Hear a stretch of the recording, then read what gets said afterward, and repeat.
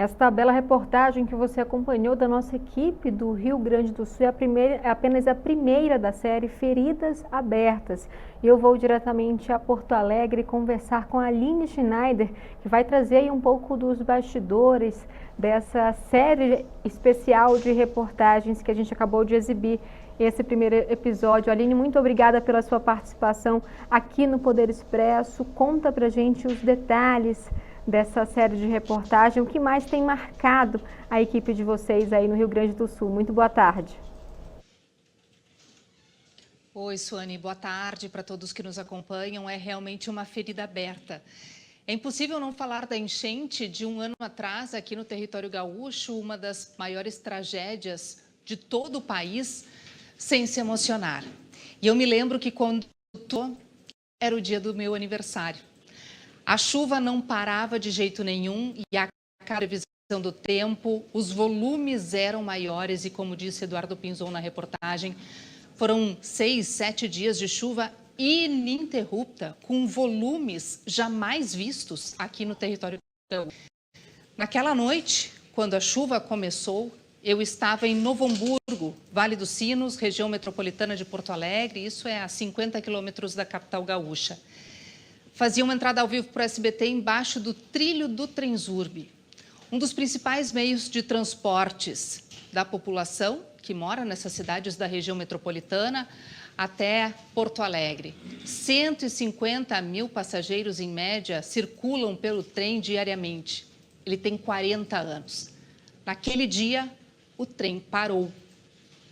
E eu estava embaixo do trilho do trem quando as luzes se apagaram. Naquele mesmo dia, o Aeroporto Internacional Salgado Filho fechou completamente. Um dos mais importantes de todo o país, tão importante não só para a circulação de passageiros, mas também para o transporte de cargas. Fechou sem data para reabrir. A BR-116 de uma das principais rodovias do país, que liga também cidades da região metropolitana até Porto Alegre e é uma das principais vias logísticas, também foi inundada pela água. Ficou completamente bloqueada pela enchente. Foram 2 semanas, onde nenhum carro passava por ali.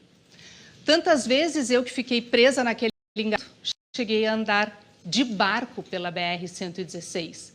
Jamais se imaginou uma situação como essa. E quando esses 3 cenários pontuais aconteceram, a gente se ligava aqui na redação, entre os colegas, e até hoje a gente é tomado pela emoção ao lembrar disso, e sabia que nunca a gente tinha passado por isso, nunca nenhum gaúcho vivo até então tinha passado por isso. Médias muito grandes estavam por acontecer nos próximos dias. A partir daquele momento, os gaúchos ficaram incomunicáveis, foram mais de 2.400.000 gaúchos que foram diretamente atingidos por essa enchente. Dos 493 municípios, 478 fugidos. Era muita gente. E o que mais chamava atenção, diante de toda aquela tragédia que parecia não ter fim, eram os extremos. Ao mesmo tempo que a gente enxergava, em muitos momentos, o pior do ser humano, porque até golpes surgiram em meio de toda essa tragédia, o melhor do ser humano. Eu cheguei a ouvir diante da ONU, que viajou vários lugares do mundo cobrindo tragédias climáticas e outras tantas, dizer que ela nunca tinha visto uma mobilização tão grande entre as pessoas, entre a população e de uma forma tão rápida e nada. No desespero, o povo se uniu, se abraçou e nessa onda a gente via cenas que eu jamais imaginei presenciar. Como, por exemplo, numa entrada ao vivo para o SBT, onde eu estava lá em Novo Hamburgo, na minha cidade, em um dos abrigos que acolhia mais de 3.000 pessoas num único lugar.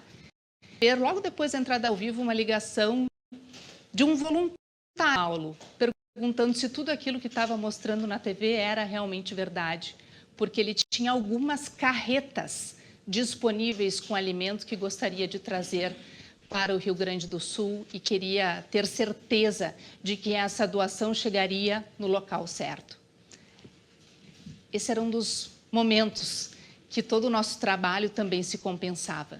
Saber que o papel da imprensa agora realmente estava em informar, porque em muitos locais do interior do estado a comunicação era precária, as pessoas sequer conseguiam se comunicar com seus familiares para dizer que estavam bem.